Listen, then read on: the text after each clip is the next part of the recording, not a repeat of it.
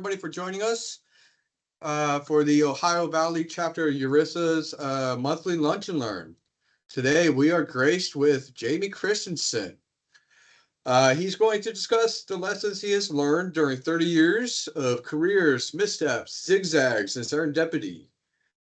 We will discuss the future of GIS careers. This is going to be great for some of the students that we have and people looking possibly to transition within the GIS industry.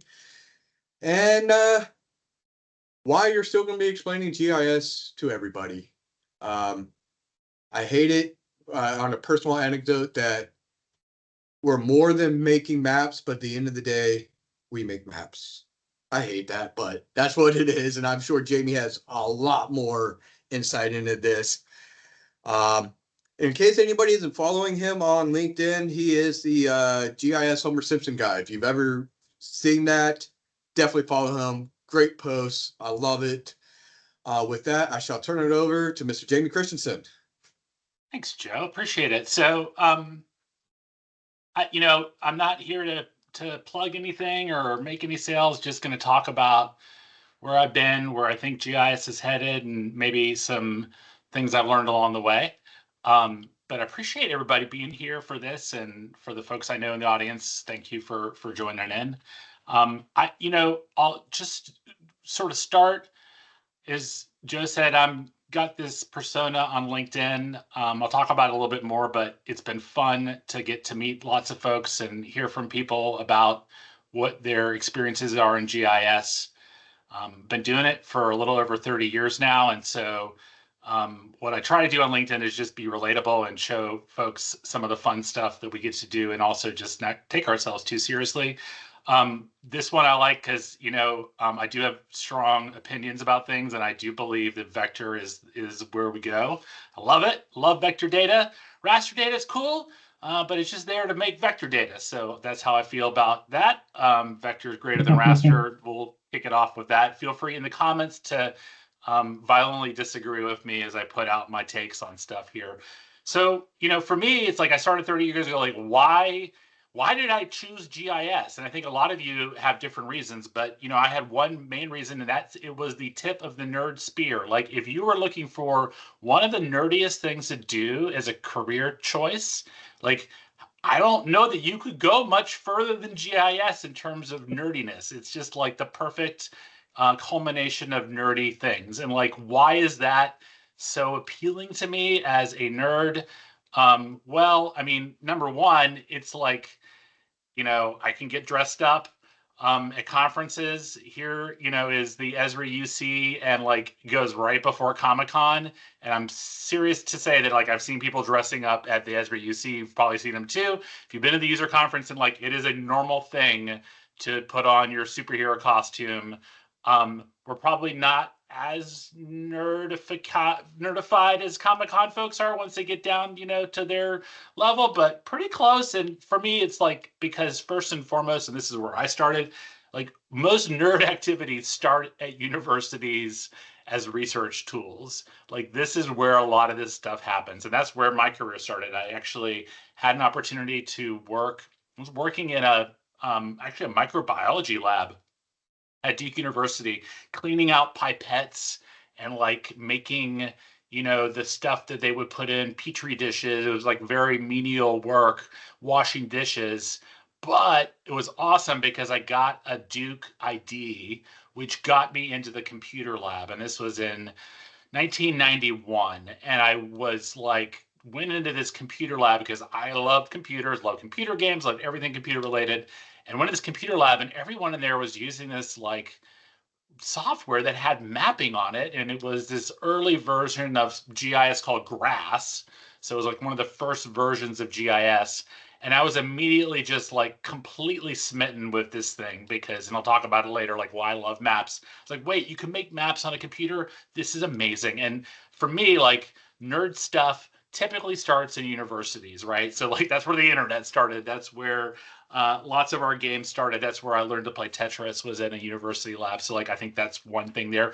Also, and this is kind of I think the key thing that differentiates GIS from lots of other career paths is it really does bring together all the pieces of the puzzle. It's like this intersection of art, science, and technology. And like when we think about like comic books, or think about Dungeons and Dragons, or I think about computer games, like the things that I loved as a kid doing really all had that intersection of art, science, and technology. It brought all those things together into one place so that I could use all those muscles. And it was really like appealing to me because you can use your imagination, but you got to be technical so you can bring out, you know, some of those technical skills. And there's a lot of science to it as well. So like that was the third piece. And most importantly, and this was like the thing that sold me on GIS as I got into it, was like the people in GIS, we're a bunch of weirdos. Like it just is the thing that makes us different. If you go to any of our conferences, if you go to any of our events, if you look at the people, you cannot, at this point in 2024, you cannot categorize GIS people as to sort of like a type, or just, if you're going to put them in a category, it's just, we're weird.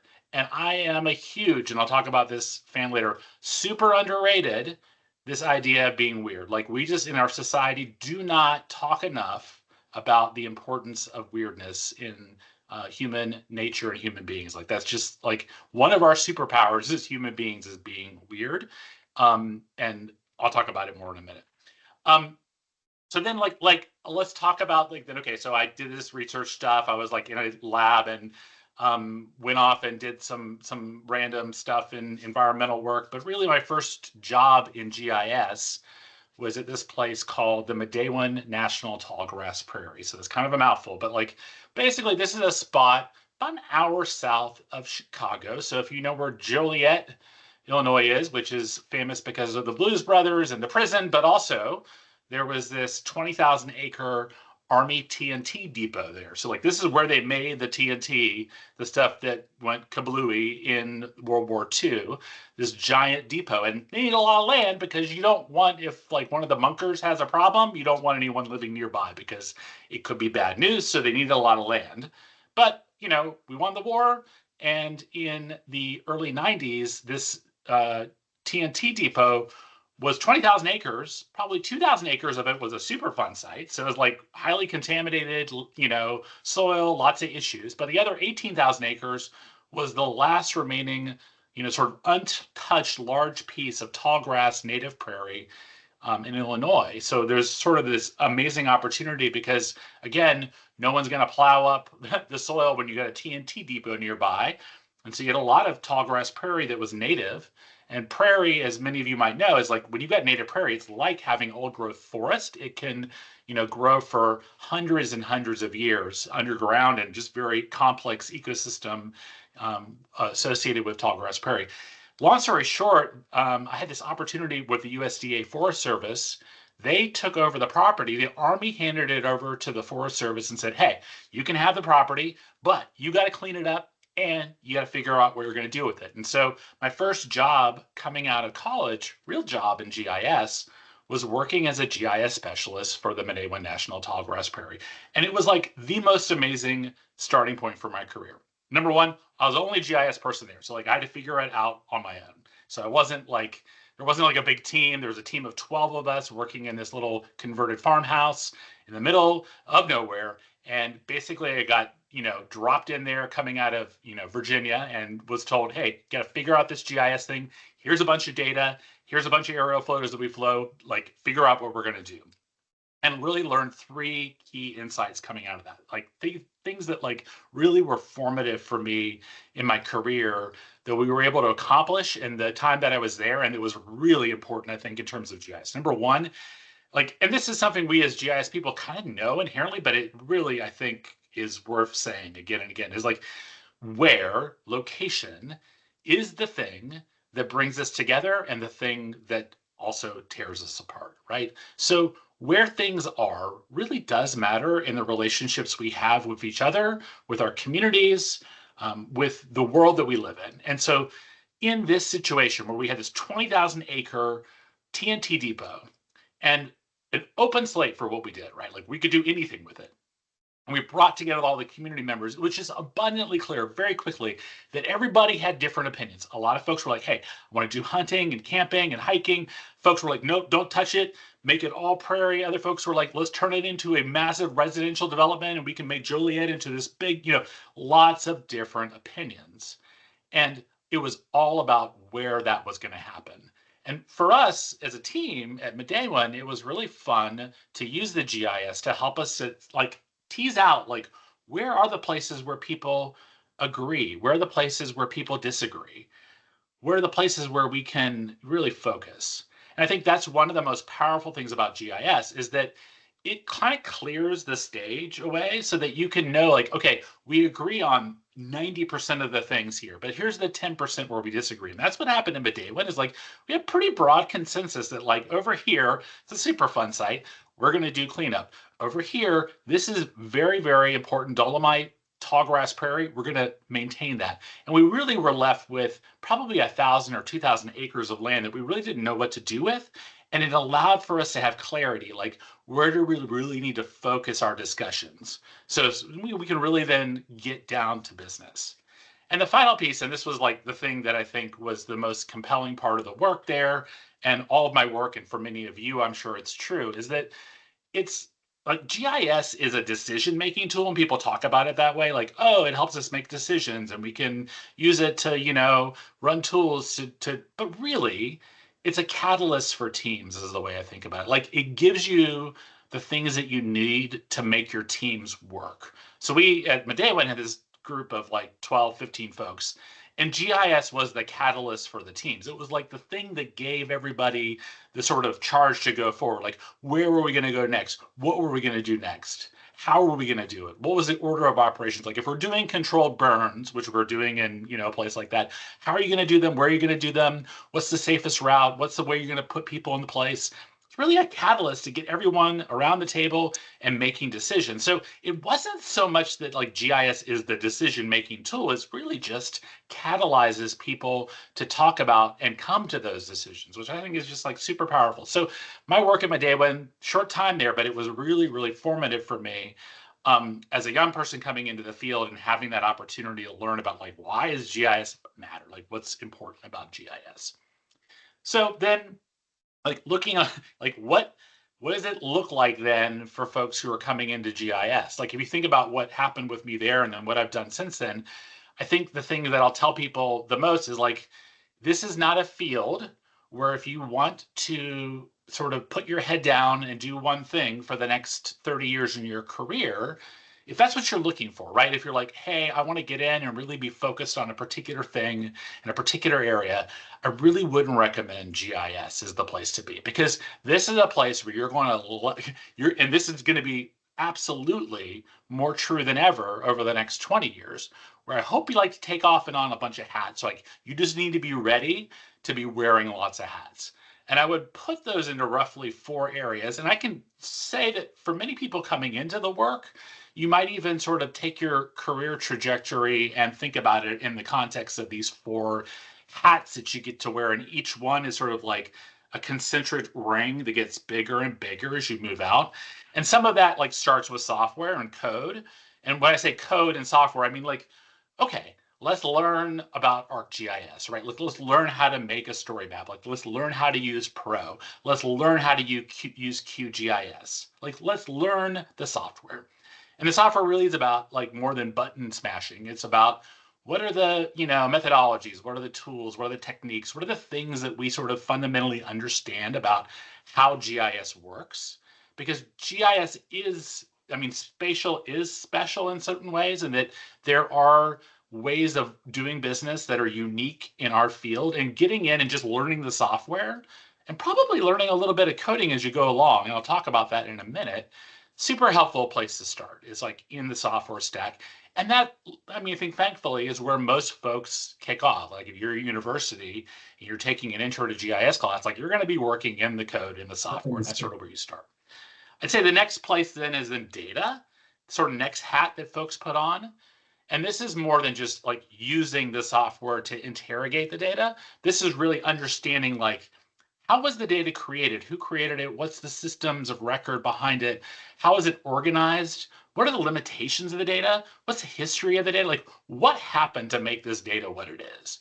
And it's so important for us as practitioners to really get deep into the data and not only just be able to manipulate it, but really understand what it is we're doing with it and what the limitations are. Because much of our GIS data out there has a lot of limitations to it, but we got a lot of tools that can, unbridle us, and we can make some mistakes. But more importantly for us, data is really very much the lifeblood of what GIS is. And I think that second concentric ring is that as you use those software tools to interrogate the data, really getting deeper into building data, understanding it, and working with others, I think is key. Third piece is systems.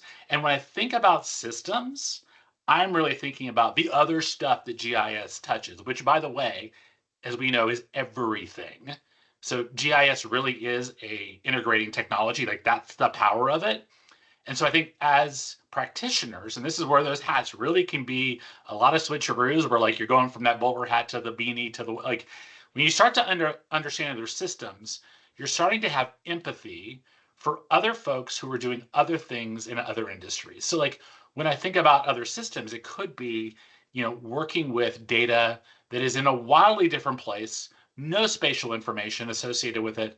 And so if we think about local government as an example, if you're a GIS practitioner in local government, you're going to start sort of in that GIS world where maybe you're maintaining data around the parcels and the roads and the 911 data and some utility information. But then very quickly, as you begin to interrogate the data, you realize, oh, wow, I've got to interact with, the billing system for utilities. And oh, the real estate assessor's office actually maintains assessment management information that's really complicated. And, oh, wow, over here for building permits, they've got their own data system that I've got to integrate with.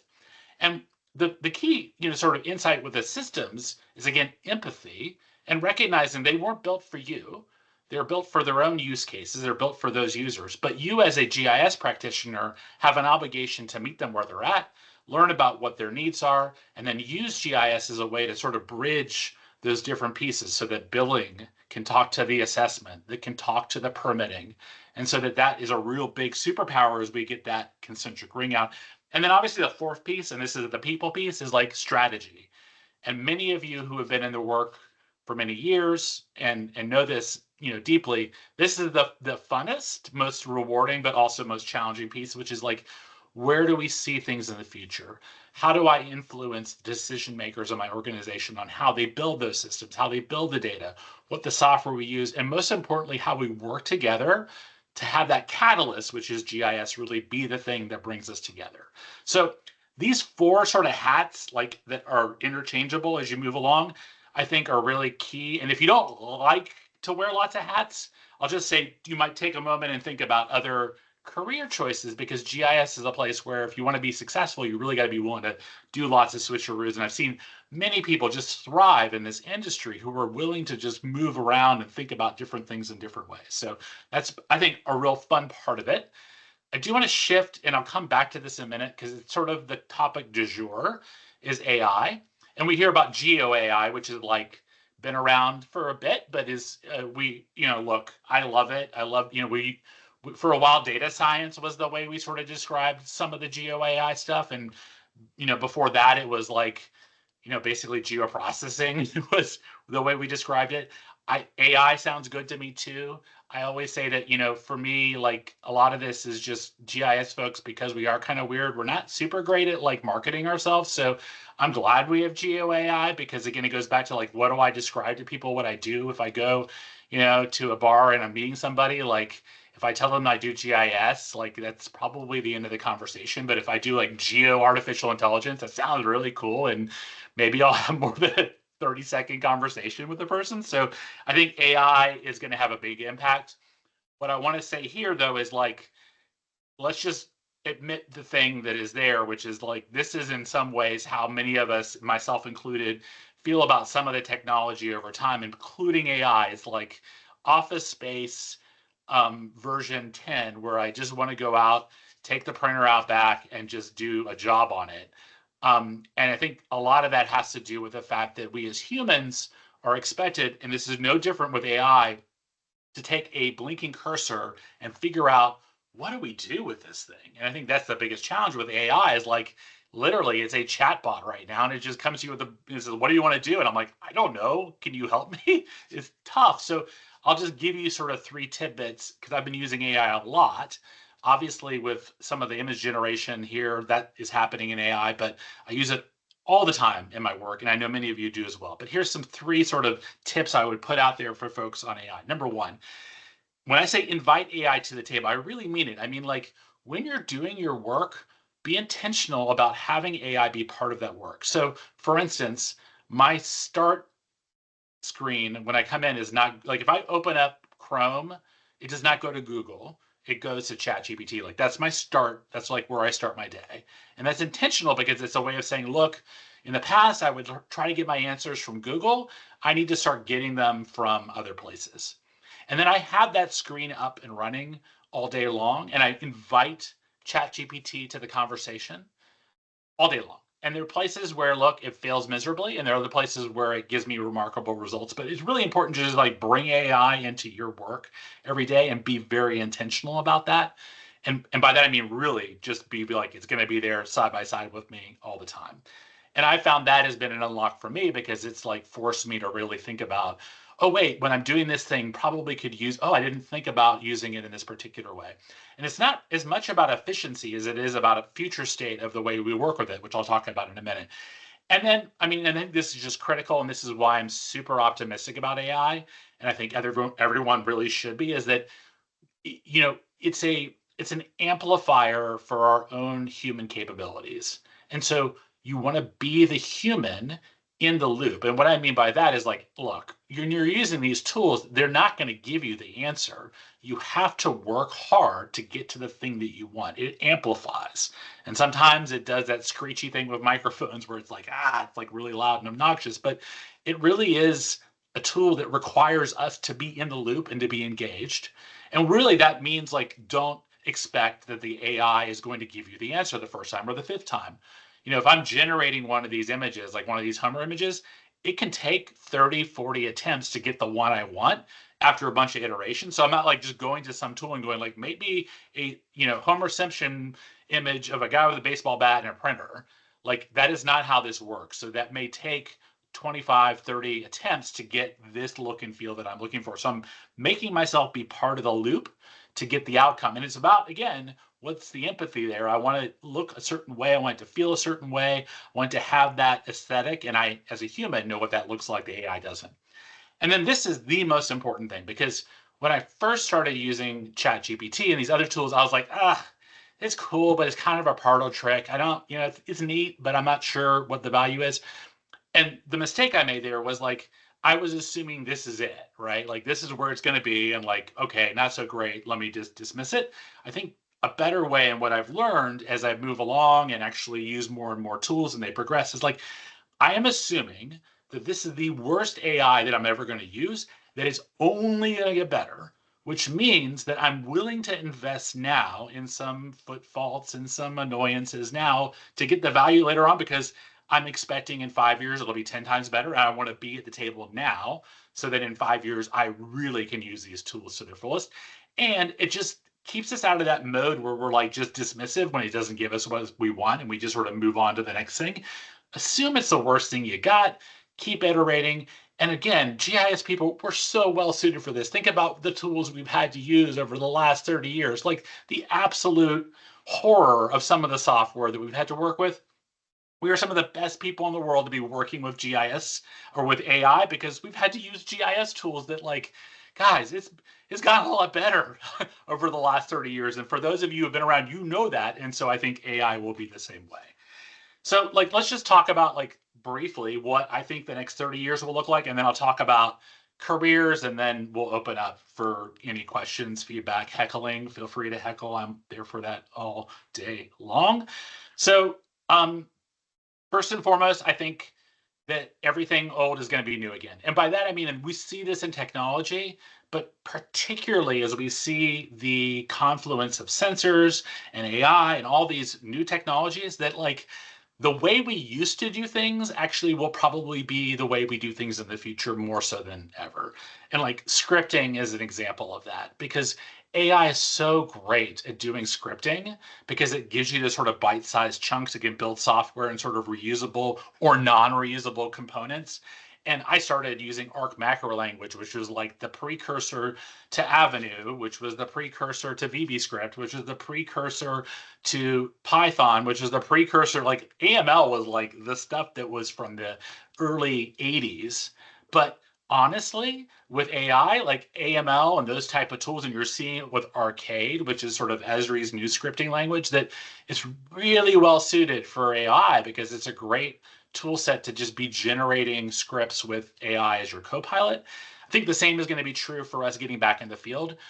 Last 20 years, like GIS folks have stopped going in the field, but with what I would say it's going to be with drones and with other sensors out there, we're starting to see people get back in the field now and really starting to use these tools. And I think that is awesome because probably one of the best parts of being in the GIS field is getting outside, walking around, interrogating the real world. So I'm pretty bullish on the fact that a bunch of the stuff that we've done in the past will continue to be powerful and in some ways may actually come back and see a resurgence. So some of the stuff we're just like really in the cloud and all that. We may find a lot of that's coming back to our individual devices, coming back to the real world because the tools will support it. Happy to talk more about that. So second piece, and this is key, is like coordination is key. So when I say coordination before coordination systems, like we kind of like when, again, 30 years, 25, 30 years ago, I spent a lot of time like being like, okay, all right, how do I get this out of NAD 27 and the NAD 83 and state plane? And oh no, now we got everything going into Mercator and like a lot of that stuff has gotten sort of worked out. And we forget how much time and energy we spent with these sort of what I would call somewhat irrelevant technical tasks that were annoying, but like took a lot of time to deal with. As we move forward in the next 30 years, really our work will move further into that stack, and that really is around systems and then ultimately strategy, and coordinating our work with other humans will become more important than ever before. And GIS people were so primed and ready for that because that's what we do, guys. Like, that we have to work with other people well. We have to be peacemakers. We have to be diplomats in order for these systems to work. So we're like kind of primed and ready for what will be the next 30 years, which is like, let's as humans figure out how we coordinate our work together because a lot of the technical stuff will start to sort of put away. And ultimately, I think this leads to what I would call is sort of the great disciplinary blur. And again, as GIS people, we've been living that for 30 years. I mean, GIS is a discipline kind of, but as we talked about before, it's that, conglomeration of art, science, technology, all these things together. So many of our fields will see that blur happen. Like when we think about accounting and legal and finance and all the different aspects of a business or an organization, like all that stuff starts to blur away more and more. And we'll be well positioned as GIS people to be like ready to embrace and really take on the challenges that come when people don't really have clear stovepipes that they're working in anymore. And I think that's just going to happen more and more. And so what's interesting is the last 30 years, we've been told, get technical, get specialized, and the reality is over the next 30 years, I think that's all going to get upended as what really is valuable is our ability to work across teams, across disciplines, across organizations, to understand the deep, deep challenges we're facing. And let's just be real, we've got some massive problems that are on the table and we're seeing them now and they're only going to get more complicated. I think GIS people were basically going to be the ones who will be leading the charge there. So I think that's super exciting. So a little bit about career stuff. And again, I'm not here to give technical advice, although I have strong opinions on that. More just sort of what have I learned about careers, and then what have I learned about myself. First and foremost, winging it is a valid life choice. Being willing to just be I do not know what I'm doing. I am going to take off the safety goggles. I'm not going to wear the helmet with my motorcycle. I'm talking figuratively, not physically, but I am going to wing it is a super valid, so one of my posts in LinkedIn is about this idea that hey, I've decided to wing it. I'm not going to hit the save button in Pro anymore when I'm editing. I'm just going to basically never hit save until I'm done. And I'm kind of advocating for that with your career Because if you think about all the things I just talked about, like all the challenges that are out there, if we think we know what that future state looks like if there's going to be this disciplinary blur, like I have no idea what that actually will look like in terms of your career. Going in with some master plan or some big idea actually probably won't serve you very well. Like it's much better to go and be like, I don't know what I'm doing, and I'm willing to take some risk, right? In the new world that we're living in. So like winging it is totally valid. I think it's a good life choice and I encourage it, particularly for young people. Second piece, and this is like so important, and many of you who I know in the audience feel this way too, and this is what gets us excited. Like think about when you were a kid. And it's not true now. Well, maybe it is. It'd be awesome if it is. Like, but think about when you're a kid and you saw a mud puddle. You weren't like, oh, I'm gonna like avoid it, or like, oh, nasty, it's gross. Your first thought was like, I must jump in it and make as much mess as possible. Like that's what you thought. This is how I really think we should be thinking about our careers. Like, and it ties into that winging it, but really it's a different thing, which is about like just jumping in and embracing the nasty messiness of it. Like it's not simple, it's not easy, it's kind of gross, the work, and it's kind of nasty. Like just jumping in, but being like the kid in the mud puddle, you're just like, this is awesome. It's so much fun jumping around and making a mess. And recognizing that others around you are gonna look at you and be like, okay, that's not not for me. That guy's he's gonna be messy. That's totally cool. I think that's a really important part of our career. And then here's the other thing, and like half the fun is, and these all sort of blend together, right?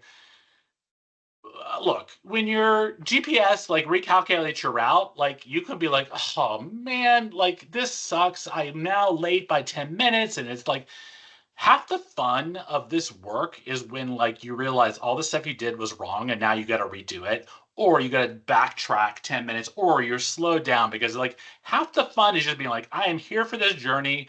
Yep, we're delayed. There's traffic. Oh, this road is closed. Oh no, I didn't know where I was going. Like that's half the fun. And like just being in that sort of mode where you're open to the recalculation of your GPS is like critical. Now, the second big piece on the career is like, look, I think it's just really important to know yourself. Like truly understand your psychology. Like, who are you? Like, so I'll just describe myself. Like one of the things that, you know, to know about me is I have aphantasia. And if anybody here, look it up. Aphantasia, like most people, like if you close your eyes and you picture an apple in your mind, most people can actually see the apple in their mind's eye, like clearly see the apple. They can see it's red, they can spin it around, they can do things with it. Yeah, some people it might be black and white apple or a little bit. I have aphantasia, which means when I close my eyes and picture an apple, I see absolutely nothing. Like it is blank. I do not have a mind's eye, right? I have no mind's eye. Like my wife said, she's like, look, even Homer Simpson has the little monkeys clanging the cymbals in his mind. You don't even have that, right? Like I don't even have the monkeys clanging the cymbals. So like I get lost in parking lots really easily. Like if I do not literally think in my mind about a mental map in terms of like direction, like where I'm at in the parking lot, because I can't picture it in my mind, I'll come back out and I cannot find my car. And this is why I love maps, because ironically, maps give me an actual physical thing that tells me where things are at because I cannot in my mind picture them. So this is critical. It's like that's something that's a pretty you could think of as an impediment, but it really is what drove me to GIS was this idea of loving maps. And the reason I love maps is because I really need them. I don't have the ability to picture things in my mind. I have no sense of direction.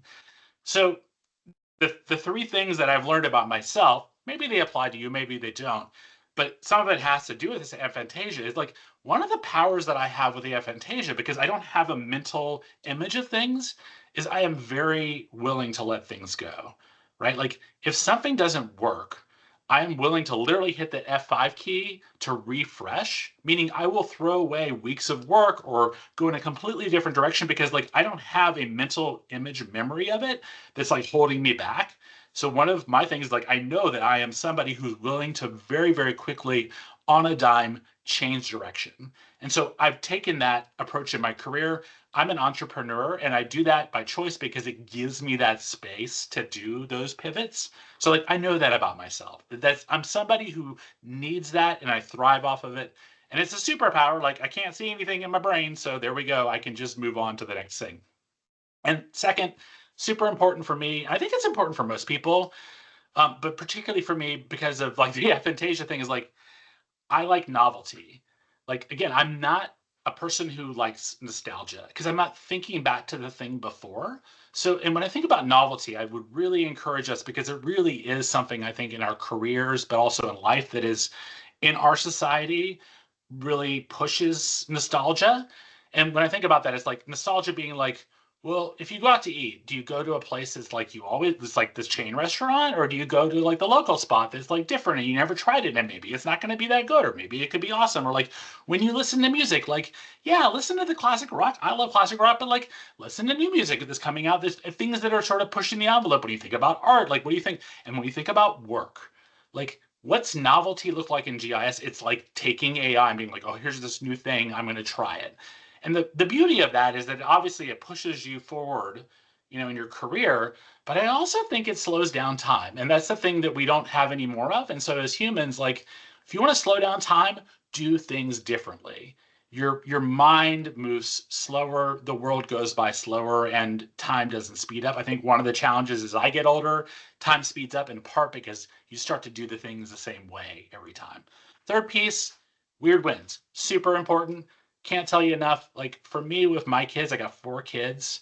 The most important attribute, like I get it and I'm there for it. Kindness is important. You know, being a decent human being, working hard, like, you know, being empathetic, like all those are important. The most important attribute for my kids that I tell them is like, be weird. And by that I mean like just absolutely be different.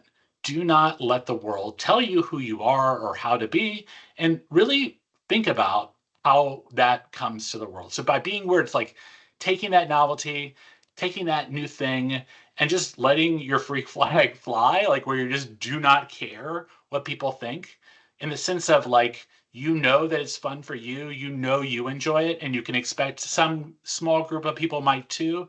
This is why I do the LinkedIn posts. Is like I just think they're fun, and I love the dad jokes. And some people like it. I definitely get feedback from folks who are like, "I hate your Simpsons guy. If I ever see him again, I'm gonna shoot myself." So like, I get it. There are folks who don't like it.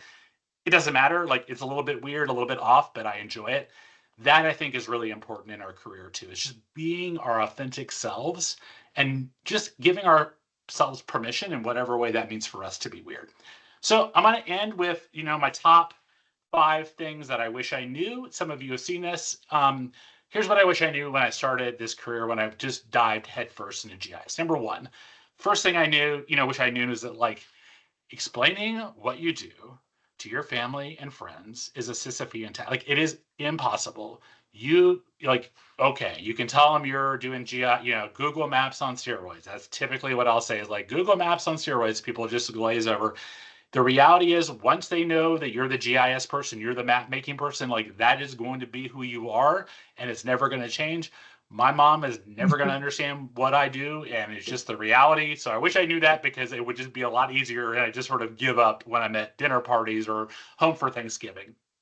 Number 2, look, we got some data issues, guys, that we all know are there. Like this data we work with every day, it is not perfect. We spend, and nobody gives us any credit for it, but we're all data janitors, and we're going to spend the next 30 years continuing to remediate, to clean, to, you know, unscruff, to brush. Like we're basically janitors of our own data. And I wish I knew that because if just the amount of time that we all spend dealing with data to make it do the things we want, it's pretty astounding here in 2024 how much is there. Third piece is like, look, you're only as good as your legend. Like you're only as good as the thing you deliver. And then the reality is nobody actually cares about your legend. And really what I mean here is like, look, we do a lot of work. It's going to have an impact. But the reality is like you just want to do it in part because you love it, because a lot of the stuff you do, you're not going to get credit for. People aren't going to give you the kudos you expect. You're not going to get that promotion that you wanted because of the thing you did. Unfortunately, that's the world we live in. So really, you just want to be doing it for the love of it and honestly be thinking about that end product. 2 more. You know, nobody knows what they're doing. Imposter syndrome is real because it's true. We are all imposters coming into this industry. So that's part of the thing about imposter syndrome that I just have to say to everybody is like, Yeah, we're all imposters. We all have really no idea what we're doing at first. And honestly, 30 years in, I still have to get in there and go to ChatGPT or Google to be like, okay, I've completely forgotten. How do I delete a field in Pro and then not save it so that it overwrites my edits? Like, I just should know that, but I don't. And oh well. Like, it's okay for us in this world of complexity and all these things that we have to deal with to just be like, look, I'm not perfect. I do the best I can. Nobody knows they're doing it first, for sure. That's okay. And also, 30 years in, I'm still getting up and doing the thing, and I can't go to the world because I don't specialize in the way we would as I was maybe an attorney or if I was an anesthesiologist. Like, if I told you I didn't know what I was doing as an anesthesiologist, there'd be some problems. But in GIS, give ourselves some grace. It's okay to come in and be imposters as we learn our way through it. And really the key, anecdote to that is like Ohio URISA, right? It's like this group. It's a group in your organization. It's a group going to the conferences, like really getting into this community, which is what I love most about GIS. Is this community is our therapy group. Like, it's the people who we can talk to about the problems we're having, who are not working with us every day, who don't live and breathe the same things in our organization, but they absolutely understand it when you talk about, like, God, man, I tried to run that spatial join 5 days on Monday and it failed every time because I didn't have this particular field formatted. It was a date field, but not a date only field. And it just completely blew up the whole thing. People can empathize with that in this community. And we really should be leaning into each other at this moment when there's so much change, so many things happening, and so much opportunity. So with that, I'm going to open it up. I'm going to stop sharing. I loved being here today. Left about 10 minutes for Q&A for folks. Feel free to just jump in. And Joe, I don't know how you guys do it, but I'm happy to answer questions, take heckling from the group, whatever's out there. I definitely encourage the heckling, and I want to thank you again, Jamie, for doing this for us. One of the questions I do want to ask, since I do know of at least a couple of students in here, both bachelor's and master's programs, as they are preparing for, their transition from college to their professional career, what couple pieces of advice can you give, for that student, brand new, here's all your theory, this is what you did, none of it's going to matter in the real world. We've seen that. What advice would you give to those students? Yeah, I think it goes back to that sort of willingness to look for opportunities that are outside your comfort zone and recognize that while you may not feel qualified for the job or for the opportunity, that you probably do have some unique characteristics that you bring to the table to figure it out. And so I really do think it's important for young people to give themselves credit for the fact that they're ready to tackle the world and that there's no like moment when you're like, okay, I've got all the things I need to be successful. And so stretch yourself, push for that job that may be outside your comfort zone, but also look for those opportunities that may feel beneath you or may feel like they're not really the thing you wanted, knowing that there's pivot opportunities there. My first job as a 14-year-old was working in a drugstore part-time as a cashier. And like, I did that kind of work up through past college. Like, when I graduated from college, I worked at a Meineke stacking mufflers for hours a day. And it just was work. And I just needed to do it and get myself motivated and get myself out every day and do the things. So a lot of times, like, you may feel like, boy, this job isn't in my field. It's not the thing I want. What's awesome about GIS is, like, does Meineke have a GIS department? It does.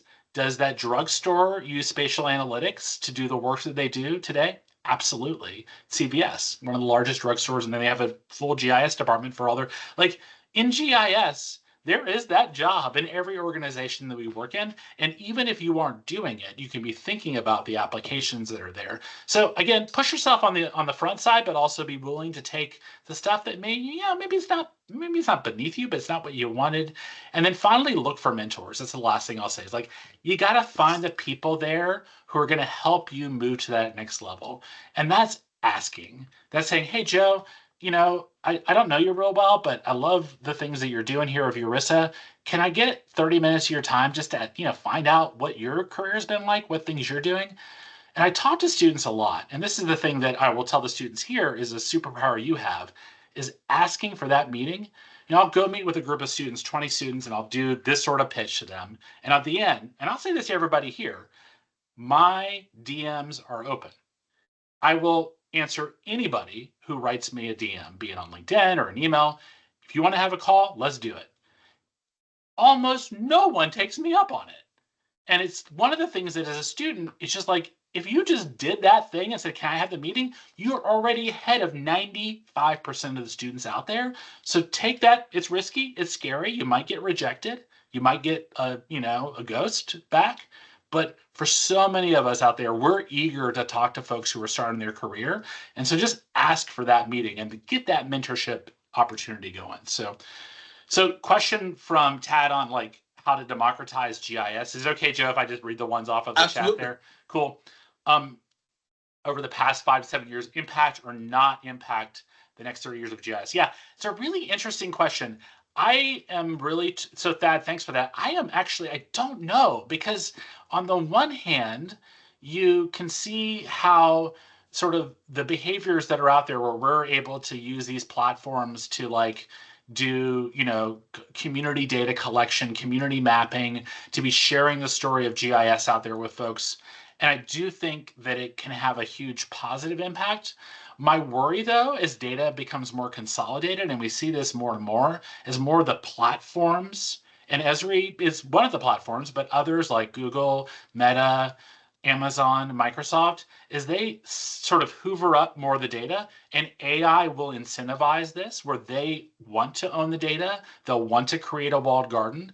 I worry that more of that community work that's happening out there, and again, I would encourage anybody who's into GIS, do contribute to OpenStreetMaps, contribute to these, open source capabilities, because it's really important for what Tad's asking about, which is how do we democratize GIS? I see the opportunity. I really worry that in the next 20 to 30 years, as these platforms are incentivized to own and hoover up the data, that we'll get less and less of that. And so that if you look, and Google's a great example with Google Maps, just the most impressive repository of geospatial data in the world that literally nobody can get to. It is absolutely astounding what they've built, but it's all through API and it's all pay to play. And the honest reality is they'll tell you about all the things they do in open source and stuff, but the reality is 99.99% of the data in Google Maps is not available to us in the community. If it was, think about the remarkable things we could do as GIS practitioners with the data set they have, which is truly an astounding data set if you get under the hood and look at what they've done. I worry that's the trend we're getting to. So that's part of it. So I looked like David was couldn't agree more about what people think about you. Old but love it. I don't know everything, but the instructor told me I would probably never know everything about Esri and GIS. Keep looking. I think that's right. It's an infinite game. And by that I mean our career is never going to end. It's not a competition. You're not going against anybody else. It's an infinite game with yourself, right? And that's the way life is, this infinite game that it does end, but in the sense that you're not ever at an end point where you can be I'm done, I've figured it all out. And it's not a zero-sum game where we're competing with other people for that respect or knowledge. It's about how do we as people grow and continue to evolve, and also recognize that we're never going to figure it all out. So I love that, David. That's really a great sentiment. Anybody else want to jump on? Ask a question?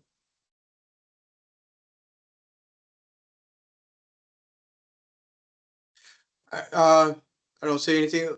What advice would you give for people transitioning into GIS management? They've been analysts, technicians, specialists, whatever, and now they are in the chair. Yeah, that's a great question. So yeah, it's a challenge. It's a really different, and I think this is the way to go into it, is to recognize that, the skill set that you had as a practitioner, as an individual contributor, perhaps on a team as an IC, a lot of those skills are actually just not going to fly in management. And so you really have to be willing to go into that work with a an open mindset to knowing that you don't know a lot. And I experience this firsthand. Is like it's humbling going into that world.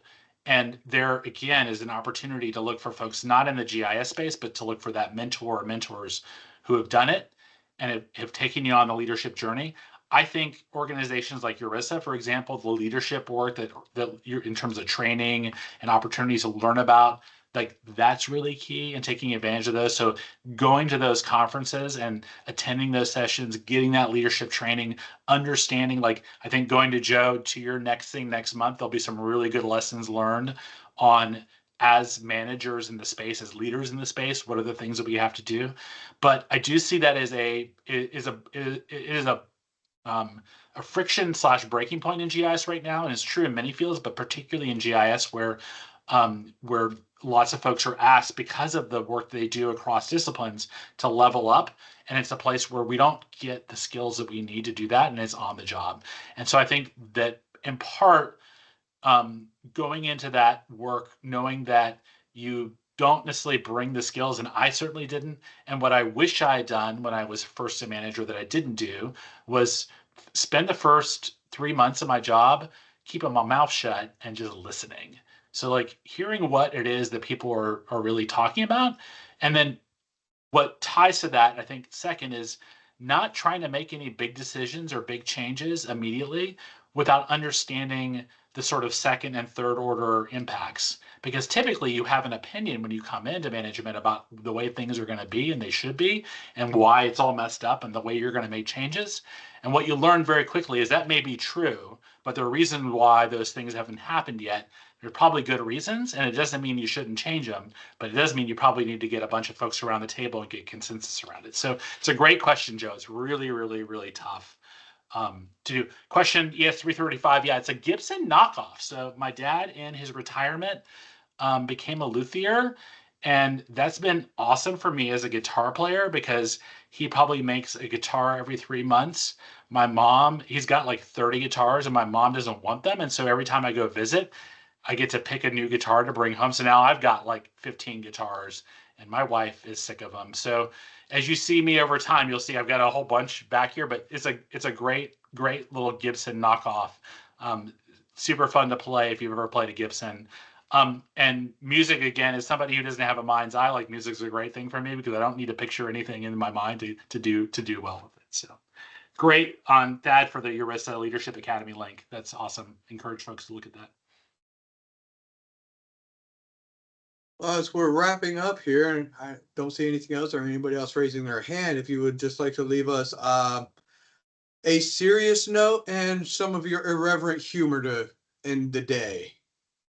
Yeah. So look, I just think that, we're at a pivotal moment as practitioners. The world is getting more complicated. It is getting more challenging. We know that when we look at the climate, when we look at the geopolitical environment, when we look at society as a whole and the fragmentation we see. And GIS is like one of the most important remedies to that. Knowing where we're at, where we agree, where we disagree, being able to provide folks with data and science that really gives them what they need to get over those big challenges. Like this is going to be the way that we get through the next 30 years. So I am absolutely optimistic about where we're headed.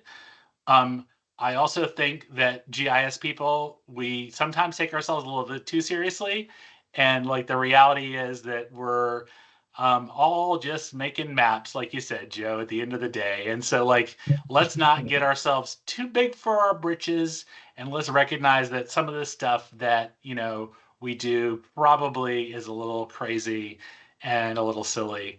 And like I posted today that like, URISA is like an example of that, which I love URISA, but I got to say like, why, like it is what is like, it's one of the funniest acronyms in GIS. And my acronym for it was the unbelievably ridiculous inscrutable spatial acronym is what URISA is, because like, what does it even mean?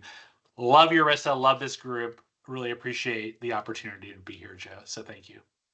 Thank you so much, Jamie. It was a pleasure having you. Learned a lot.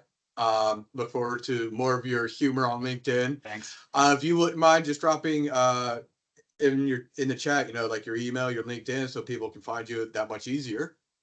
Mm-hmm. I encourage everybody to reach out, look at Jamie's posts, interact. The one thing he did bring up about the sense of community, I can very much attest to that. Having been on the job hunt earlier this year, people I didn't even know reached out to me, through second and thirds on LinkedIn. Somebody would share my post and they reached out, oh, you're looking for a job here, let me send you some stuff. Our community in the GIS world is ridiculous. I love it. I don't know how other professional industries are, but I have to say ours is a very tight-knit community. I mean, go to any of our conferences, you'll see, we see each other, we greet each other like we've seen each other all day. So again, thank you, Jamie. It was a pleasure.